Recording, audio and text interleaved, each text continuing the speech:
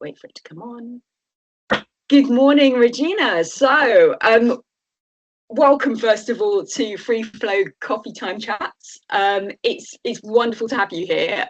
We haven't chatted it in a while, so this is really fantastic to have you in the conversation.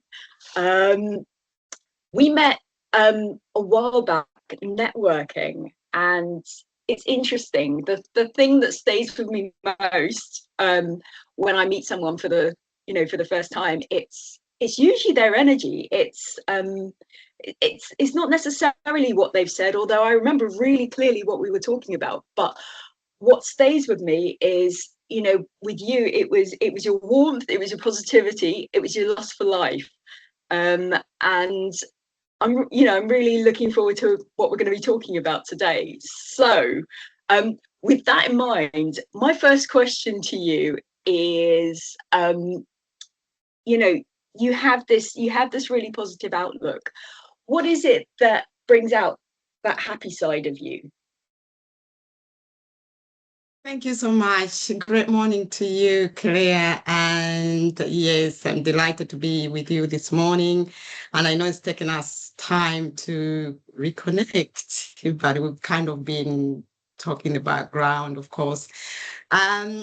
For me, it's the energy. I think when I meet someone, or for example, when we met, there was an invitation because it takes two people to tango. So there has to be something in that person. And as you hold a conversation, it starts off with maybe sometimes it's because communication, when you think about communication, it comes in different form. Clear. Before someone opens their mouth to either say good morning or how are you probably seen their body language. Are they closed off? Are they open? Are they inviting you? So for me, it is the invitation.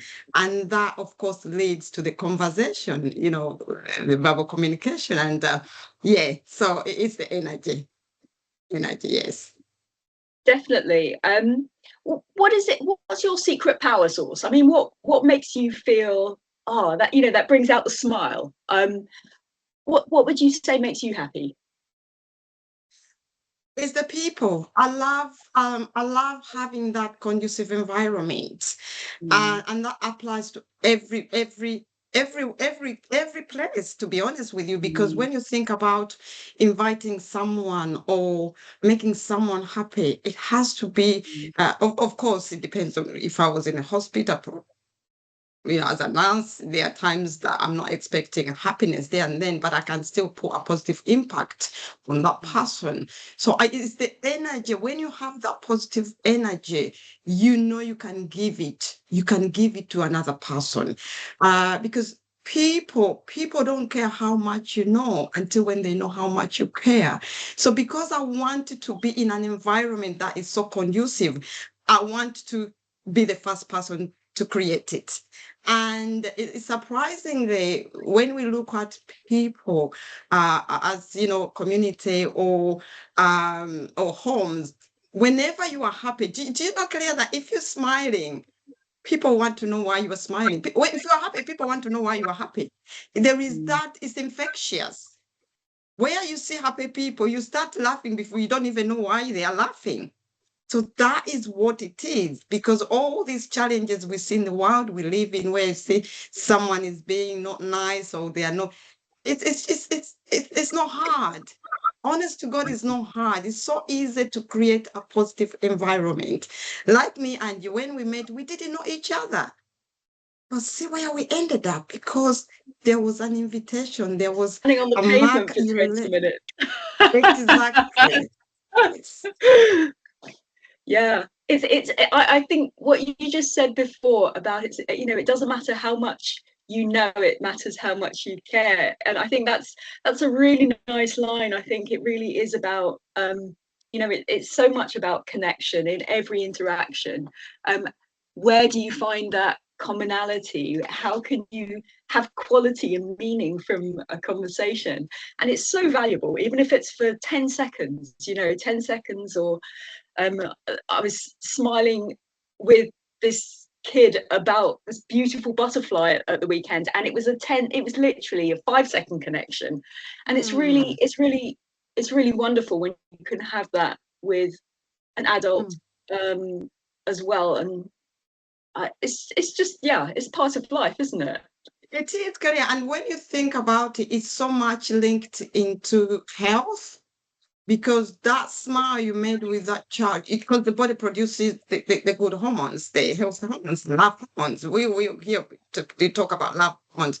When you are in a place whereby you feel loved, you feel appreciated, it's just automatically your body adjusts to the hormones, releases the hormones that makes you feel good, makes you feel happy. When you're happy, you are good, you are in good health, I think. Yeah, exactly. Yeah, it's such a long topic, isn't it? It is. We could talk about this one for hours. When you look back on this week, what would you say has been your what have been the highlights for you? So when I look back on, For this week, what would you say have oh, been the highlights for you? And they can be really small, insignificant moments. What would you say has been really nice for you so far in the past week? okay. So again, I connect with mothers on a regular basis, but this particular one, because I've just come off the call, I met on Friday. I was at mothers group because I go in there to support. I do that as voluntary work. Just to hear what mothers going through and where I can support them, signpost them to, things that they can access. And it was a mother, she just had a second child, and she loves what she does. She's a nurse, a community nurse, loves her job, but she's worried now about having to go back, and she's worried about the childcare. She's worried about not being present.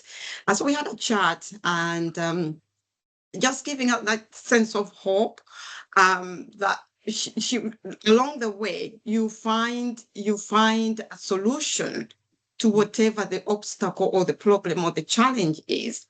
And after that, over the weekend, we because I'm part of a big network in travel industry, travel space, we have a team call. We call it a rally call, where we have the UK, the USA, Caribbean, and island business partners.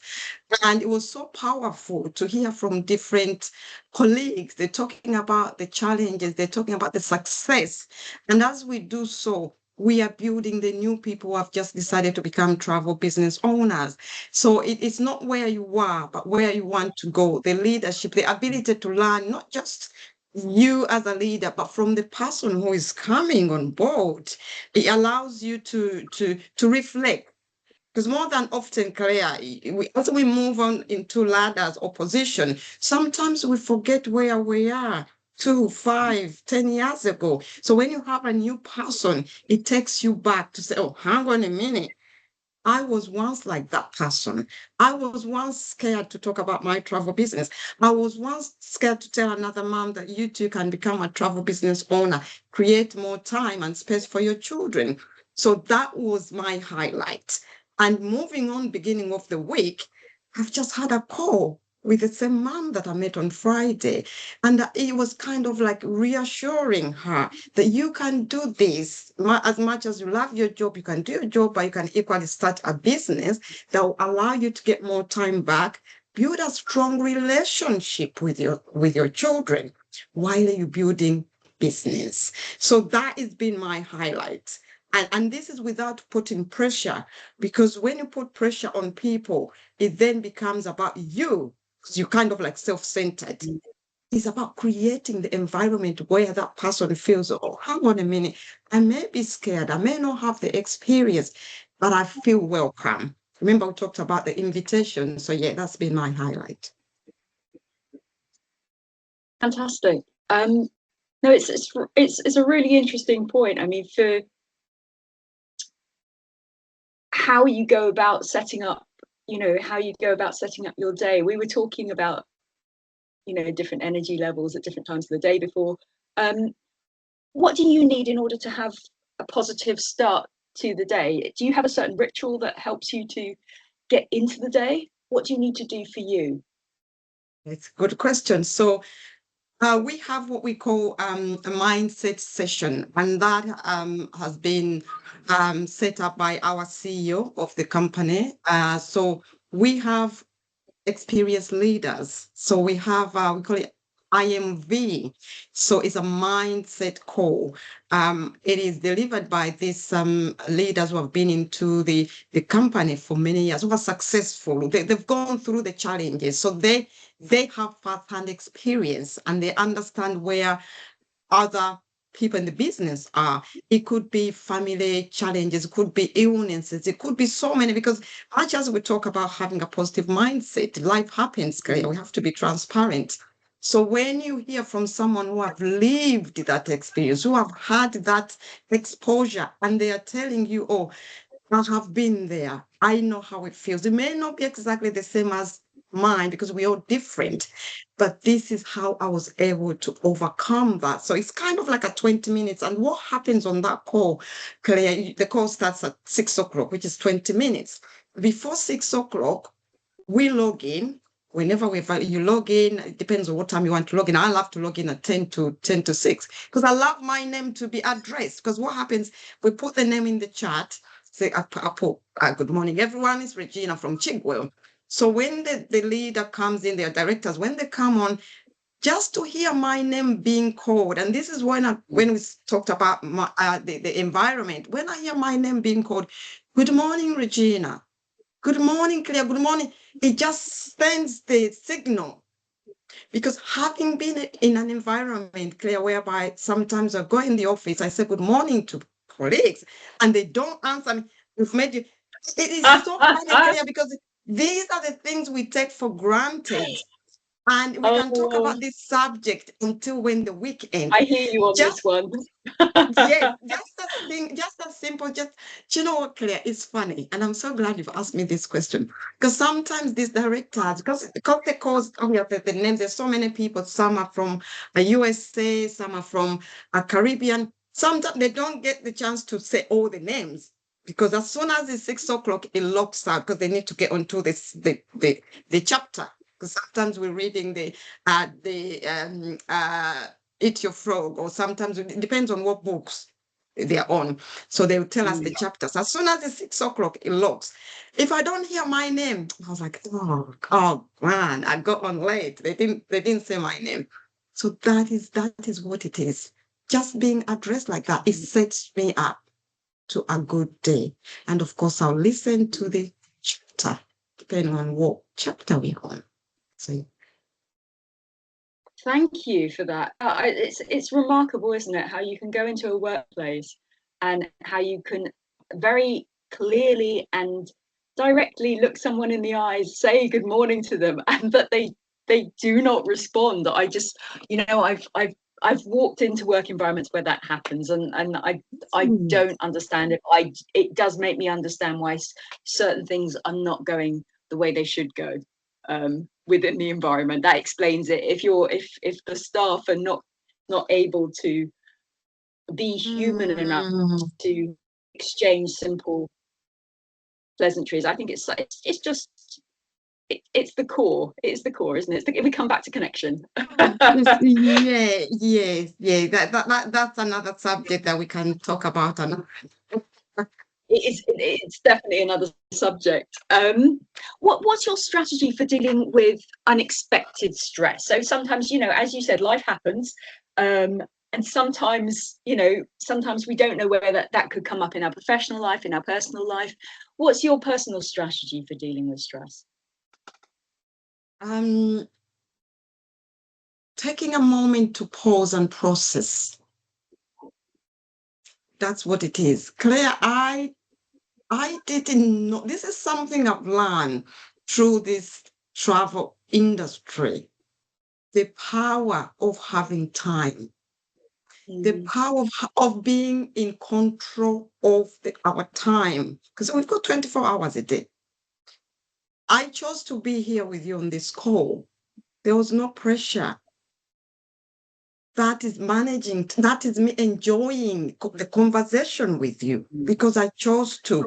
I had the option to say, Claire, I can't do this call. Let's change it.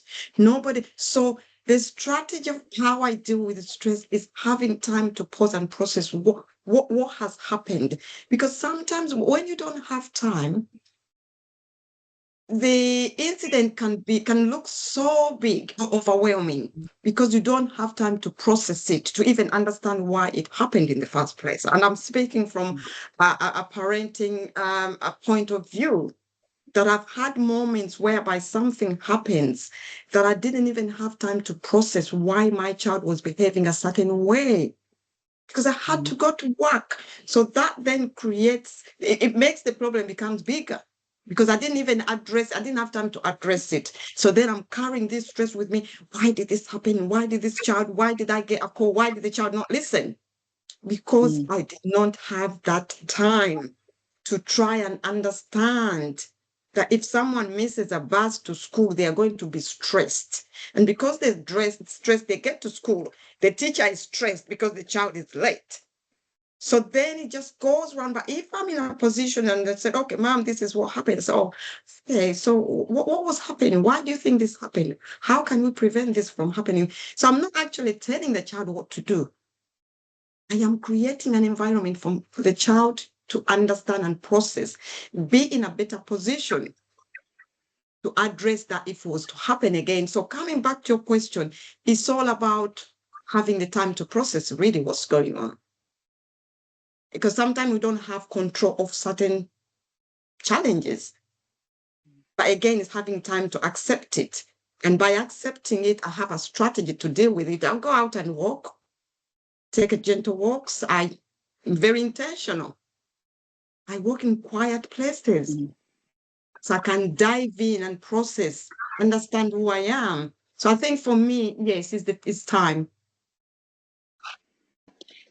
Yeah, I agree with you, and I think one of the important things there as well. It's not because if you asked anybody, they would say, "Well, I don't have time." You know, we all have 24 hours. How we choose to spend it is one thing, but it's not about having the time. It's about taking the time, and that is a personal choice. How you said the word intentional. I think is that's amazingly important.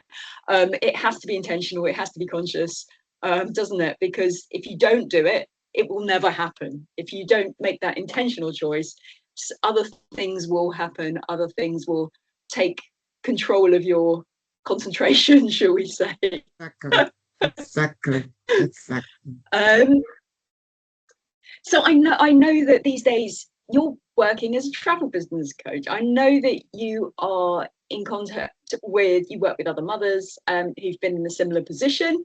Um, we'll come to that. But I also know that you have a background in nursing, and I'm interested what inspired you to go into nursing in the first place. Oh, I Or did I'll you fall give you into my it? I'll give you my I come from Uganda originally. When I was young, I there was a particular hospital. We had a relative there, and I saw there was one particular nurse who she worked in an eye clinic. And I saw her, I took a look at this nurse, and that was it. I said, I want to be a nurse. I want to be like her. So she inspired me. I didn't even know what nursing was all about. It was just looking after this nurse. She was so smart. There was something about her energy. She literally transferred her energy into me. And that led me to pursuing nursing when I was back in Uganda. So I trained as enrolled. You could go in back then from after your GCSEs. That's what I did. And then, of course, when I came over here, I again pursued nursing. So it was all about caring for people. And I was so good at my job, Claire, because I worked in intensive care. When I qualified, I worked in intensive care. Um, but I've always been a not confident person, but I knew that I had a lot to give. I just needed an environment. I needed a space. I needed someone to see what I had so they can provide it. They can provide a platform to say, Regina, you are so good at what you do. The sky is your limit. But unfortunately, over the years, that didn't happen. And so when I left intensive care, obviously long hours and me being a mom as well, I said, no, I needed to be more around with my children. So I went into public health. So I was a health visitor. That's what I still is, but I'm not practicing. And I love the health visiting. I did love ITU, but I love the health visiting because it was children and family. And it was so nice to see that I was in position to give women and of course men, because when we do a contact, sometimes there's dad in the home, and speaking to dad and allowing them to open up, tell you about their worry, and then you reassuring them. But then you have this mother who is worried about the husband going back to work, or some of them are single parents, just giving them a sense of hope, just reassuring them. And there's one thing, Claire, that I appreciated. I think, again, going back to the energy, there were times that I'll be on duty, because we used to have like duty health visitor, whereby you just go, you take calls and speak to moms. They have concerns. They'll talk to you. It could be, oh, my child is having this kind of behavior. And I remember there was one particular mom. She was a teacher, because I would talk to people. I said, oh, where are you? What are you doing? I said, oh, I'm on my break. I'm a teacher. And what I remember about that call, I did not give her any advice. By talking her through, she actually had the answers to the questions. So it was about me creating the environment for her. Because we started talking, we were laughing, and she was telling me this, that. And I said, okay. I listened to her call. By the time she got off the call, she had the answers. So that is the energy you transfer to people. Sometimes, Claire, it's not about me going to the GP or the GP telling me this. It's how that GP creates the environment. And sometimes people make you think. They just lay out sort of, okay, this is what you're telling me, or this is what you've done. Looking at this, what have you thought about this? And I'm like, oh, okay, actually, I hadn't thought about that. So that is what it is. That I loved nursing. I loved caring for people. Of course, there are times that as a professional, I'll give advice. And again, it was about empowering people. Yes, I can give you advice, but I want you to feel empowered. I want you to process what we've said. I want you to know that you can actually do this, that you can do potty training. You can do this feeding. You can, but break it down. Don't carry too much weight. Break it down. And again, I think, Claire, before you move me to the next question, I learned to understand the personality. My personality is different. How do I accommodate the person who does not have the same personality as me? That is key. And that goes to when we did nursing in health, it's something they call compliance. When you give a patient medication, they may not take it. How do you influence them without pressurizing them? That combines your energy. Why should that patient? Yes, they are not well. Yes, they want to get better. And I'm talking about people who are walking. I'm not talking about the ones in intensive care who are ventilated. They just give them what they need. I'm talking about someone who is able to engage, who is able to tell you, who have got that choice, who have got that autonomy to decide that what you're giving me is. It's all about the energy you carry. It's all about the value people see that, yes, what you're telling me. So there's something that it's all about influencing people, respecting people. And that goes to the young people. You touched on about a young baby, a toddler you were laughing with. That is influencing. There was respect. So yeah. I think for me, because I understand the journey, what these women go through, but they are different. They are not me. So I'll go in. I have to know where you're coming from as a mother. What was your experience? Before we even look at the challenge you have now with your child, how was your labor experience?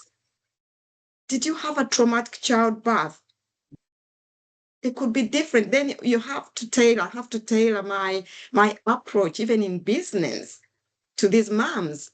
What is it been like them? How many children? What is the support network? Yes. I think that's it. I think in any conversation, it's about where do you meet? And in order to meet, you have to be able to get curious about that other person and find out. You can't give someone a solution without knowing what they want and need. So you have to ask. You don't know them. Um, that's it's interesting because that you've come from, you've come from a medical perspective there, but it's exactly the same for any service provider. Anyone who is selling, someone selling a product, they cannot provide for the right customer if they don't ask questions and find out what the customer needs. And for a coach, it's the same thing, isn't it? Because if you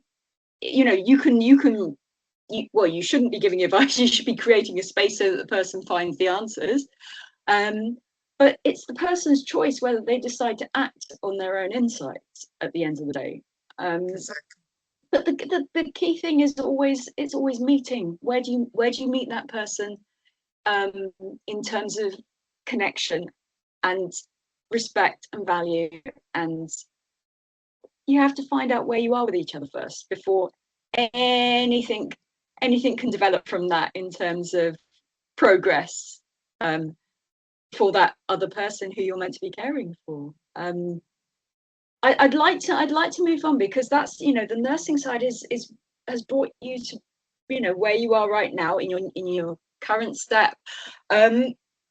Explain to me, how did you go from various sectors of nursing into the travel business? Now that's for some people, they're thinking, how does that happen?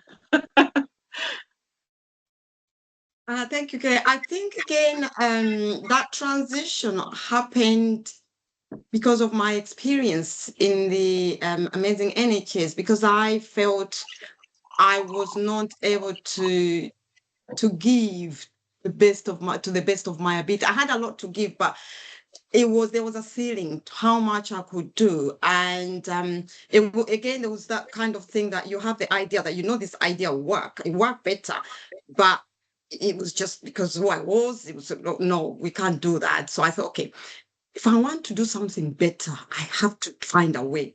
I have to find a place. I have to find something that there's no restriction for me, so I can express myself and help people.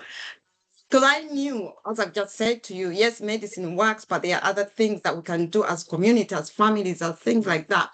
And for me, that was key. So I started looking into what else can I do. One of the things the invitation was, there was a calling. For me, it was a calling career, because I had looked into different things. So when travel was introduced to me, it was a friend of mine. I looked at travel because I started actually looking deep into travel. I said, okay, travel connects people. Travel makes the world go around. Travel is therapeutic. I wasn't one of those people who used to travel a lot. I'll go away on holiday with my kids, but I had never considered travel as somebody. I mean, I was a nurse. I didn't know how much it costs to own a travel business, live around, doing all sorts of things. And when it was introduced to me, I looked at the business model. I said, okay, this is affordable. I can literally do an hour a week from my house, build a business. That is what led me to stepping into the travel industry. And during that time, I was still a full-time nurse. So I would do the business in my days off or in the evening after work. And what I found at that time, I found there were more people, because when I told my friends about the business, I said, guess what? I've started a travel business. I'm launching.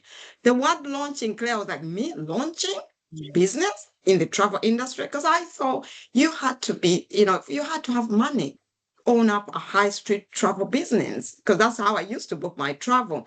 So for me to having that access to getting into travel and become a travel business owner, help women, mothers to come in and do the same. And some are becoming cruise specialists, some are becoming business specialists, because I said yes. So when I came into the industry, it was more or less me to find more time to build a family business, to have something with my name, because I knew I had the potential, but I didn't know what company could take me on.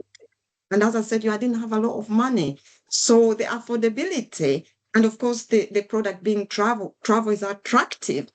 So now, having stepped into the industry, Claire, I'm focusing on family travel. Why I'm focusing on family travel? I am bringing my skill set from the specialist public health nurse or health visiting, like people call it. I am bringing my skill set, aligning it with the travel and showing mothers how travel allows women to enhance the bonding and attachment process. Because when you're looking at health, there is the bonding and attachment. When you look at the social issues we have now, Claire, and I know this is a big subject, I don't want to go into it. Majority of the children are not attached. That is why you're seeing all these social issues. Children are not attached, regardless of mother or carer. There's a missing puzzle in between. There is the emotions, they are not regulating because something is missing. So I'm using travel now. I'm bringing the health visiting skill set into travel. So, okay, this is what we need to do. And then that I'll take you back to the time, because when you first asked me a question, I told you about the time, that we require time to build a strong relationship with our health, with our faith, with our family. While I have this strategy, I am building a business, I am building community.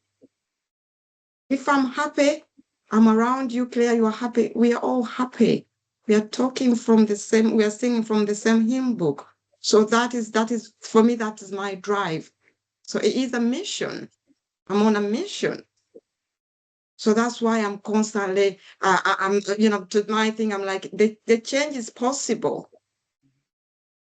Because Kelia, there's no need me telling a mom, go and do parenting course, go and buy this book, go and read about how to, if she doesn't have time. The knowledge this mother is getting from the parenting course, if the mother doesn't have time, if the mother is in a toxic environment, it makes no difference. Show her how she can get time back. Show her how she can get her health back, mental and physically. Show her how she can build a business.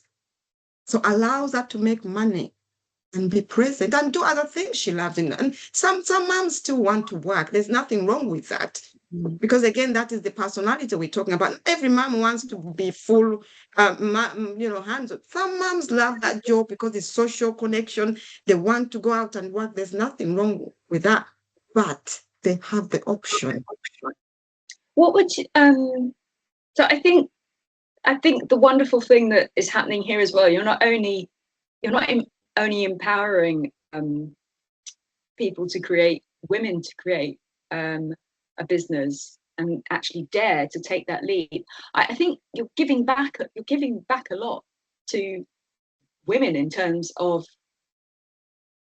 inspiring women to go forward, to get into being self-employed, to that's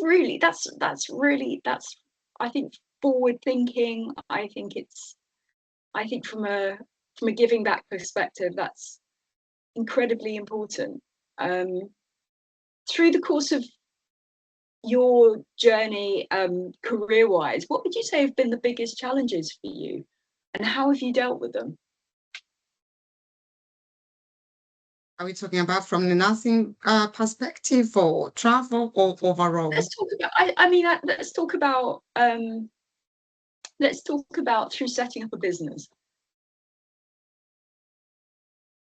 Okay, so the big challenge, and again, this is me looking at it as a challenge because we have to be transparent and how we develop or allow ourselves to develop through those challenges, because without challenges, you can't develop. So again, I had to shift my mindset. So it's about understanding that what I'm doing or the mission I'm on is not for everybody. So some people will not see, and some people will not buy into it. How do I move forward? Do I feel deflated, or do I carry on my mission and know that there will be there will be another mom, there will be another parent who will look at what I'm doing. Because, sometimes, Kalia, people want to do what I do, but there is fear. They are skeptical. They're not looking at the business I'm presenting to them. They're looking at the wall. And I'm like, I'm not in control of the wall. I'm in control of what's happening here in the UK and the hotels operating and people traveling to other countries. So it's about understanding that, not everybody will buy into my idea. That's the word. Not everybody will buy into my idea. When I pitch my business, when I tell people that, look, this is how we're going to see change. If we want to stop complaining about the social issue, we can't completely eradicate everything, but we can actually get that back the way communities used to be, whereby, children learn how to be respectful because they have to learn from somebody. That somebody has to be present to teach. So again, I can't kind of keep on taking you back, because when you look at ideas, okay, what are the aims and objectives? So the challenges, what I would say is people saying no. And sometimes when people say no, they're not saying no to me forever. Because I've had people who saw me starting this business and so, Regina, I've watched you. I'm so glad you've started. And sometimes this is not their kind of business. So I have to respect people. I need to understand that this is not everybody's cup of tea. And it is about... Or maybe it is. I mean, maybe it is. The fact is, they're not necessarily saying no to you. They're saying no to themselves. Exactly. Because exactly. that comes back to fear. Exactly. And also, Claire, we talked about human connection. When people say no to me, like you clearly said, they're not saying no to me. They're saying no to themselves. Because what happens is the relationship I keep with them, they refer people to me. And I've started doing that. I've got other moms who are completely in different businesses. And I said, look, okay, come across moms who don't really want to be travel business owner. They don't want to be travel agents. If maybe they want your business, I can refer them to you. So now again, you have to look at the community.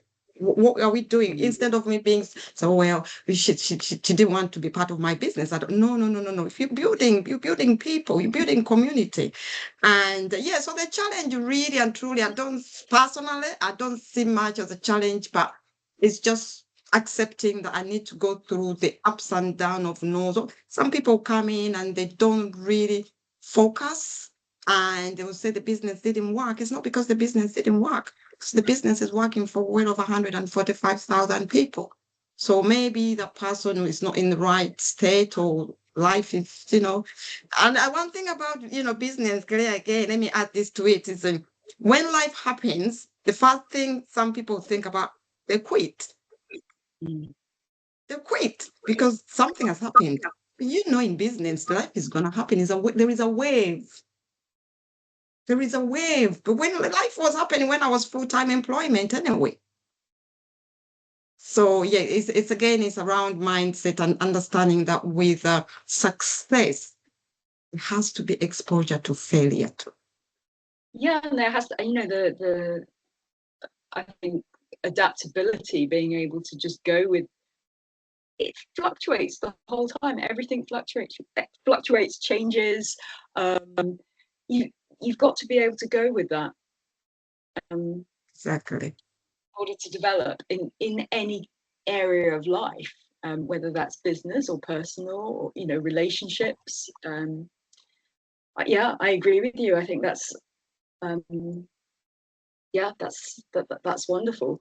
From the point of view of your career path as a whole, so you've gone on an interesting journey. Would you make any changes if you could choose again? Would you have chosen a different career path?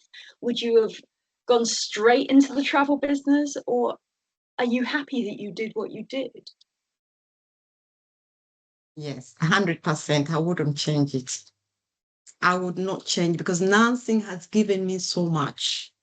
The NHS gave me so much. And again, when things or conflict happens, and I say this to young people, particularly my children, I say, look, never focus on what went wrong.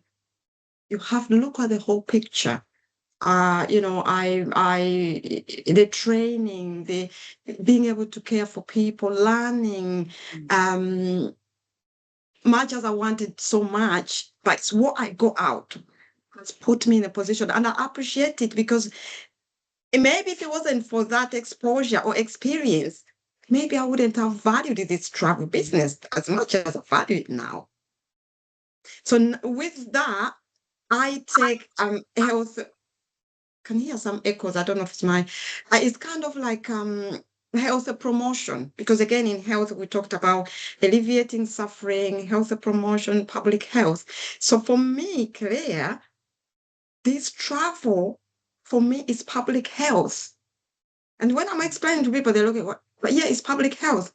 Because if I can support a mother to transit, if she wants to do her time as a nurse or whatever the case may be, and she said, Regina, I really need to spend a bit more time with my child. That's public health. That's the mother who's going to be able to see her child, to be able to bond and attach, to be able to take a child to school, to be able to educate a child, to instill values. That is public health. So it's more than me just having a travel business. I wouldn't change it. And I'm so grateful that that is how my life has been. That's how I've been aligned from nursing to owning a travel business and now building community.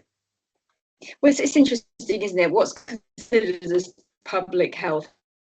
We've gone from this very rigid model of it's either a question of physical health or it's mental health is gradually being understood. What's still taking its time, and I find is perhaps more prevalent, is the emotional health side of things. You're talking about bonding between mother and their children, but it's the emotional side that really counts, doesn't it? Because that's what's real. That's what we're feeling inside. So, if you could give your younger self, given that you're happy with the path that you've chosen, if you could give your younger self advice, so maybe go back to the age where you saw that nurse who inspired you, what advice would you give your younger Regina?